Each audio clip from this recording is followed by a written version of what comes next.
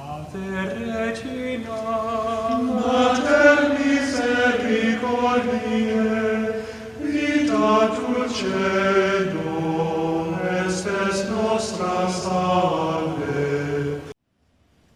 The Lord be with you. A reading from the Holy Gospel according to Mark.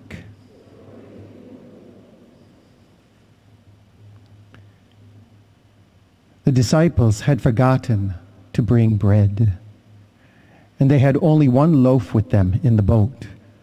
Jesus enjoined them, "Watch out, guard against the leaven of the Pharisees and the leaven of Herod." They concluded among themselves that it was because they had no bread. When he became aware of this, he said to them, "Why do you conclude that it is because you have no bread? Do you not understand or comprehend? Are your hearts hardened? Do you have eyes to see, ears and do not to hear? And do you not remember when I broke the five loaves for the 5,000? How many wicker baskets full of fragments you picked up?" They answered him, 12. "When I broke the 7 loaves for the 4,000, how many full wicker baskets of fragments did you pick up?" And they answered him, 7. He said to them, "Do you still not understand?" The Gospel of the Lord.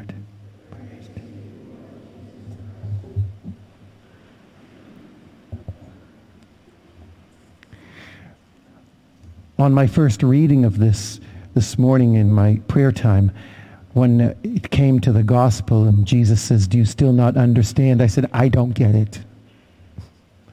What's going on here?" Let's go back to Noah. Noah understood what life was all about. You could see that he was probably a primitive zoologist. But what I see is a new Adam. He was at peace with all the animals and could bring them into the ark without any threat to his life. He understood how cherished life was. He understood that all life came from God. He understood that there would be no peace in humanity if people were not in union with God, his loving Father. He understood these deep truths, and he was considered then righteous and just. He's the only one who was not confused by the cacophony of humanity. He was not led astray.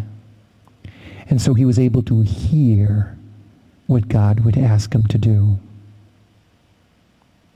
His ears picked up what no one else could hear because people were inebriated with themselves, fixated on a life of debauchery. And yet Noah was pristine. He understood that there was no life without God. St. Paul says it beautifully. None of us lives as our own. None of us dies as our own. While we live, we are responsible to God. And responsible meaning we place ourselves under his care because we trust that. And who else could we really trust? And now we come to Jesus in the boat. Coincidence that we're talking about a boat here? Jesus is the boat. He's the ark. He's the one who carries us home to heaven. Jesus is also the bread of life, who supplies all that we need to live in abundant life. This revelation of Jesus being the boat is found also in his body, the church. This is the boat where a people who desire to be right and just may abide as they sail on the seas to heaven. Jesus is also the bread from heaven. Jesus' yeast builds a loaf that is profoundly satisfying. Jesus is the bread of life, and he distributes this bread in the Eucharist. This is why the Mass is so vital, that it's at the Mass that the world is supplied with Christ himself, the bread of life. It's in the Mass that we come to know, to love, and to serve God, our loving Father. Jesus refers his disciples to the 5 loaves and the 7 loaves, and how many people these fed. He's telling his disciples that in my church, there will never be a want for what is necessary to sustain life. And that necessity is found in the Holy Eucharist. He talks about the yeast of the Pharisees and Herod. This is the corruptible yeast. It's the corruption that pervades humanity and causes them to turn away from God and become dependent on their gluttonous self-centeredness.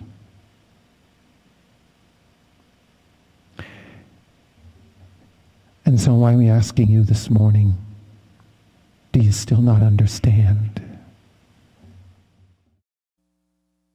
Regina Celi, letare, alleluia, quiaque merum isti portare, alleluia, resurrectio